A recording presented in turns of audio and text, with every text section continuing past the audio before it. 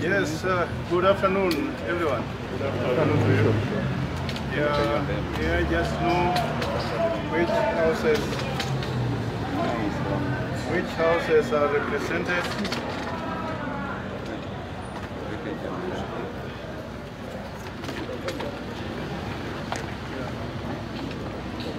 Which houses, media houses? Oh, still maintaining the standard. Yes. Morera from Milele. Okay. Any other? Sufficient. We have KBC. Introduction of Capital. KBC. Oh, from KBC. Kenyan Insurgent. Okay. Any other? Or it's done. Standard. Okay. Radio Sahara audio. Radio Sahara. Freelance journalist. Okay. Okay. Thank you. We welcome you at Jumuia guest house or hotel. This was a general meeting for all our regional leaders from Nyanza, representing several countries forming the NCCK bloc in this region. And we met since morning and looked at various aspects of our engagement in this region as a church organization. We looked at various areas like what is going on in this country and in this, specifically this country, in terms of development. We looked at the Constitution of Kenya, the Amendment Bill 2020. We looked at our role in line with the pandemics we are facing, that is COVID-19. And we also looked at the forthcoming general election. So our press release for you touches on those areas, including the health situation in this region. So I begin by reading the press statement. The Regional Committee of the NCCK Nyanza region, meeting here today at Jumuia Hotel, March 2nd, to transact statutory business and reflect on the state of the nation and the entire region. We were inspired by the word of God drawn from Galatians 6, verse 9. Let us not become weary in doing good, for at the proper time we will reap and harvest if we do not give up. We recognize that the mission of the Council is to transform lives for a just, resilient, and sustainable society. And this is a task which we will continue to undertake, knowing that a harvest of a better Kenya will be achieved. It is in this regard that we wish to share the following message with the residents of these counties in Nyanza region, as well as the country as a whole. This regional committee has taken time to pray for the people who are infected and those affected by the ongoing COVID-19 pandemic. We have welcomed the news that a vaccine will be made available in Kenya in due course. But we want to urge for justice and equity in its distribution across the country. Let us not put several obstacles for those who need it, especially at the right time. I hope it will not be marred with irregularities and corruptions which we have witnessed over the past few months, which are related to COVID procurements. In the meantime, we continue to urge all Kenyans to obey and observe the guidelines put in place by the Ministry of Health. Let us protect each other from the virus. As you can see, some of us do not have masks. That one is already a show that we are already relaxing a bit. As we engage this pandemic, this regional committee has taken note that our region is routinely affected by the cyclical alternations between floods and droughts. This is a disaster we must prepare for, and we call upon the county governments in our region to put in place the necessary measures to prevent deaths and flooding during the coming rainy season. We must not sit back and allow every emergency to become a disaster. On our part, we as NCCK Nyanza region have resolved to set up a disaster response kitty into which all member churches will be contributing something. We will share details of how this is going to be managed, and we'll be seeking contributions from all well-wishers as well. With regard to the Constitution of Kenya Amendment Bills 2020, this regional committee has noted that the Constitution of Kenya Amendment Bill 2020 has progressed to the point of presentation to Parliament this week. We reiterate that amendment of the Constitution of Kenya is a crucial process in which all Kenyans should participate. And for this reason, we urge all Kenyans to maintain peace and security before, during, and after the referendum. We must all be tolerant to each other and allow every Kenyan to express their wishes on the proposed amendments. There will be people who will be opposing it and those who will be supporting it. But by the end of the day, we shall all remain Kenyans, affected by the outcome equally. So no Kenyan should suffer or die on account of the referendum. On our part, we are continuing with the civic education program, which is being delivered through our structures and churches. We will also, in due course, share the civic education handbook to enable all Kenyans understand the proposed amendments and their implications so as to make an informed decision during the referendum. We, in the meantime, urge all Kenyans to read and understand the referendum bill and also attend civic education forums wherever such are convened. We advise you not to depend on politicians to come to you with vested interest. Note the welfare of the nation is at heart. Read the Constitution Amendment Bill, digest it, understand it, and then make an informed choice. The third item I want us to address is our readiness for the 2022 general elections. The regional committee is deeply concerned that the country's preparedness for the 2022 general election is still very low.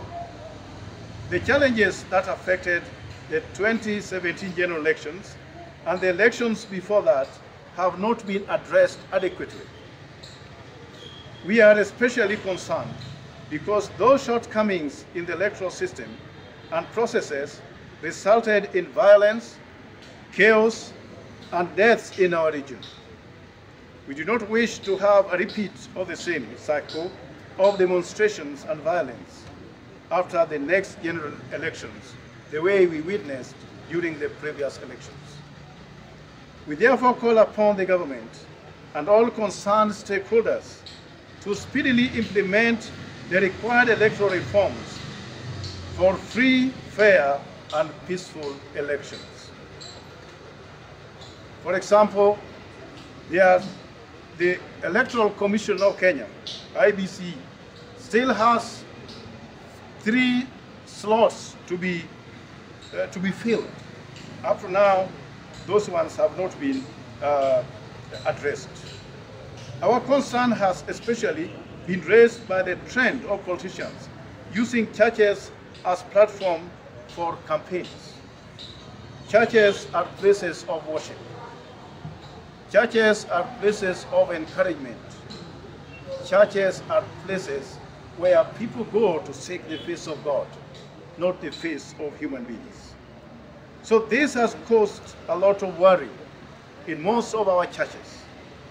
This regional committee strongly condemns this trend and urges our member churches not to allow politicians or their agents to take advantages of the situation to campaign in our churches. Do not allow the place of worship to be used as battlefield by politicians. The church should be respected as a holy ground. On their part, we urge all Kenyans to reject all political actors who promote violence or engage in insults in their campaigns. Now, we are addressing now the local situations with regard to demolitions of property, especially in the county of Kisumu. This regional committee takes great exception to the draconian and inhuman manner that has characterized the wave of demolition of properties across the region, and especially in Kisumu County. The demolitions are causing massive suffering of people purported to be occupying government or parastatal lands. You could see the cry of most people in Kibos. You could see the cry of many people along the Nairobi-Kisumu road.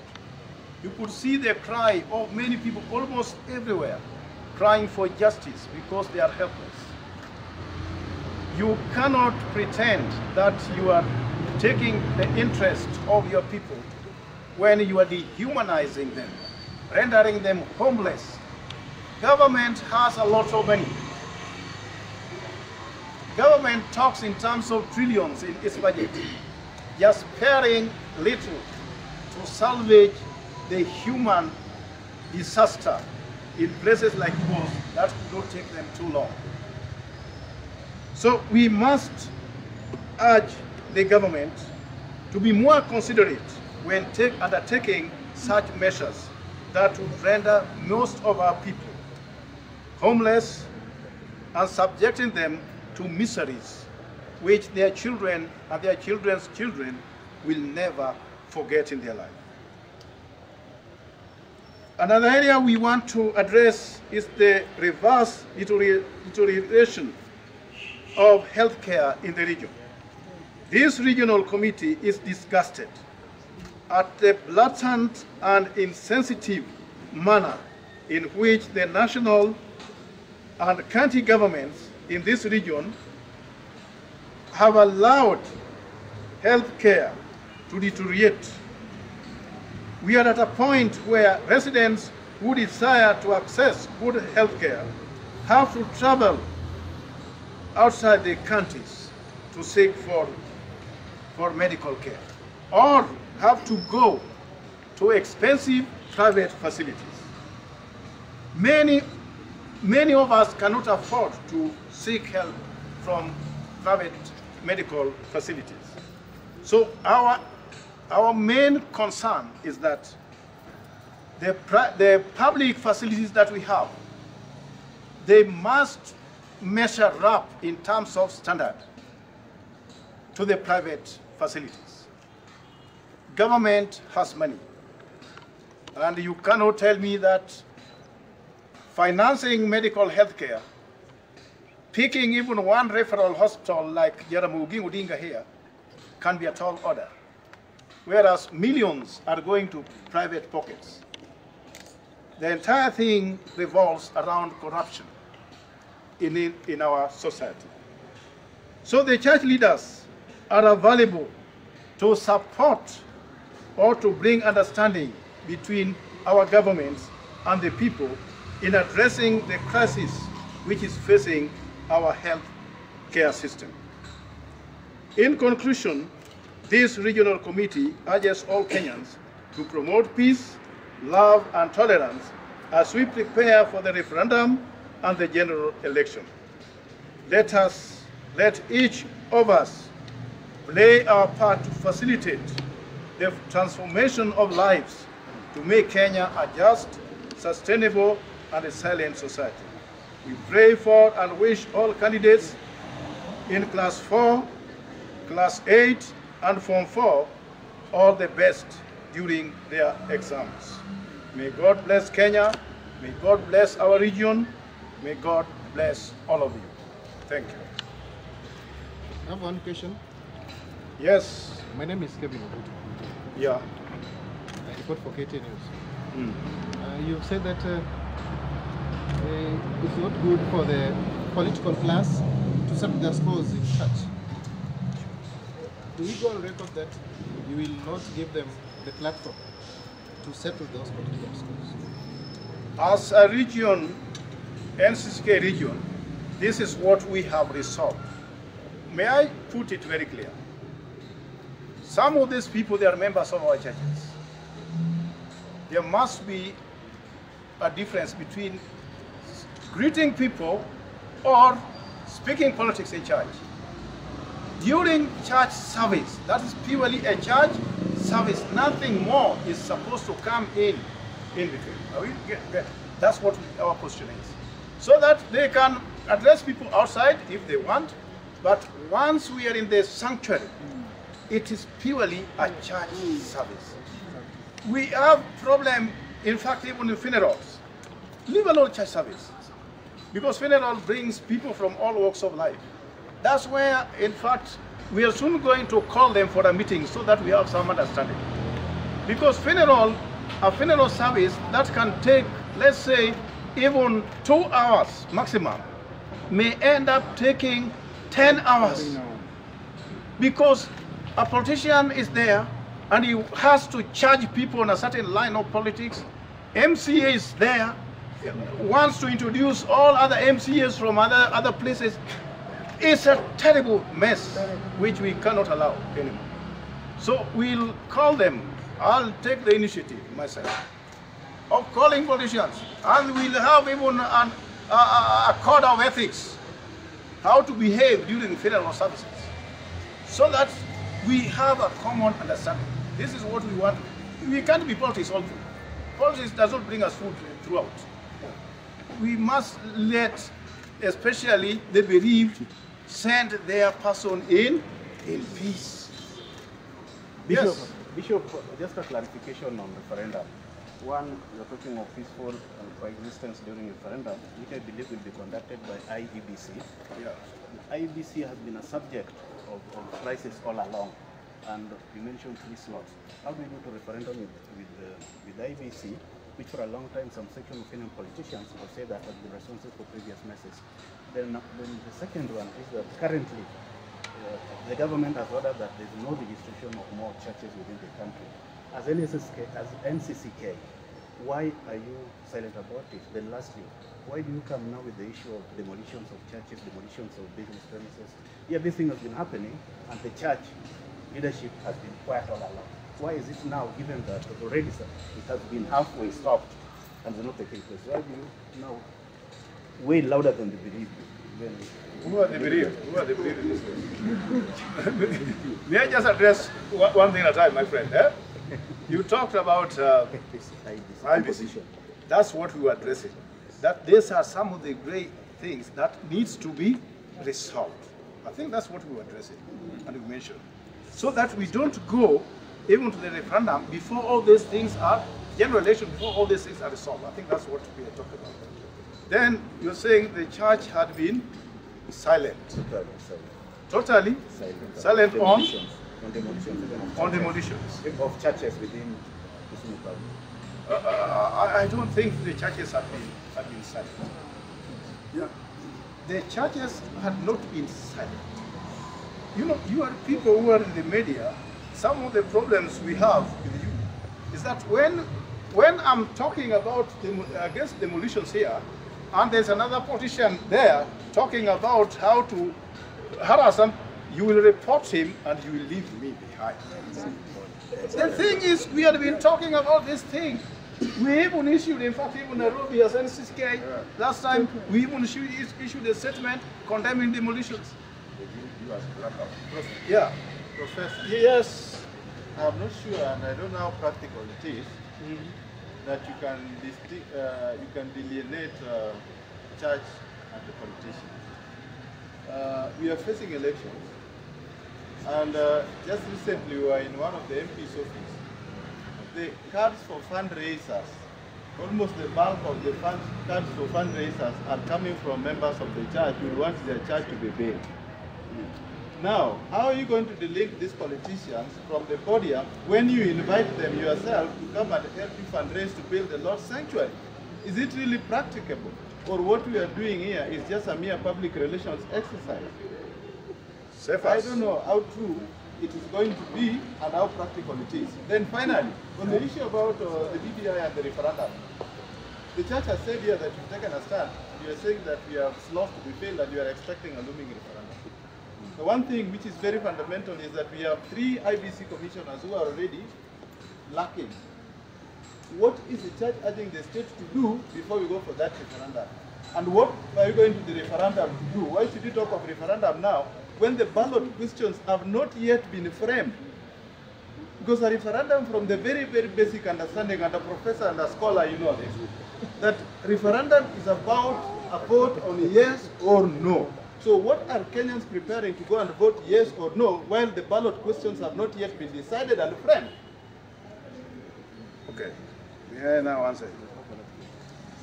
First of all, I think that's what we were addressing. The fact that there is a problem in the composition of IBCs. That's why we were addressing this thing. That's why we gathered here to address this thing. The fundamental thing was not to address actually the national issues. Our main focus, primary concern, was things which affect us as a region first. We're giving things affecting our region. But because things affecting the nation also trickles down to affect us, we had to address it. So for the referendum is a talk that everyone, unless we want to close our eyes, it's in everyone's, is on the menu. Whether it will come in a form of yes or no, I think we have to prepare. So we don't just have to sit and wait. When it comes is when we talk. We must start talking about it now, so that when it comes, we address it. But what I want to say is that the church had been consistent in this, in addressing some of these pertinent issues. Even in our previous meetings at the national, in Jumuia Limuru, we addressed even those fundamental areas. So the point is, there are certain things which are beyond our control. But that does not mean to say we cannot talk about it.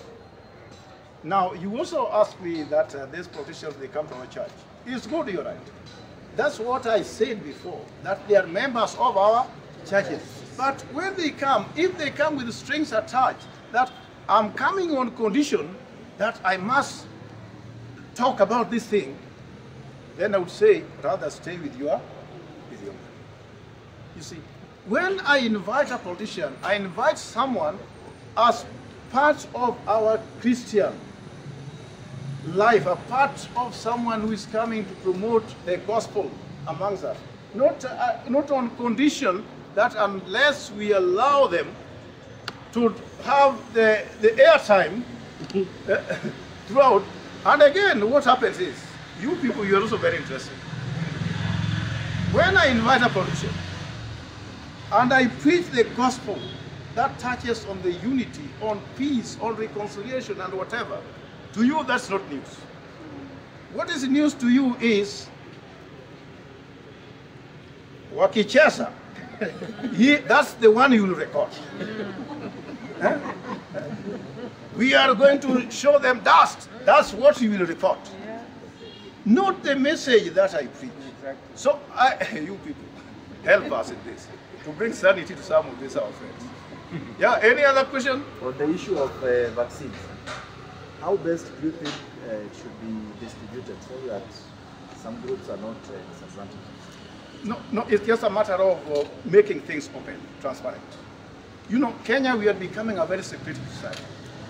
Yeah, because if there's some good thing, only some few clique of people know about it. Let the government roll out a program. And we also need to know the quantity that is coming. If it is vaccine for maybe even 2 million, we need to know. And if it is 2 million, how is it going to be distributed? It's just a question of being open. You know, once you are open, very few questions will be flying here. So it's just a matter of being transparent. Because we already have a culture where corruption is almost everywhere. Yeah. Even COVID, you know, we now have the so-called COVID millions. I don't know whether they are languishing in jails or they are still somewhere else. But the thing is, this culture, we must stop it. And you can help us by exposing some of them. You know, you have access to so many information. Come to me even in private. Tell me the story. I'll put it somewhere else. And we will still capture it and report it. That's me. Are we together? That's how we can deal with this animal. Thank you so much. And may God bless you. Do we have after this?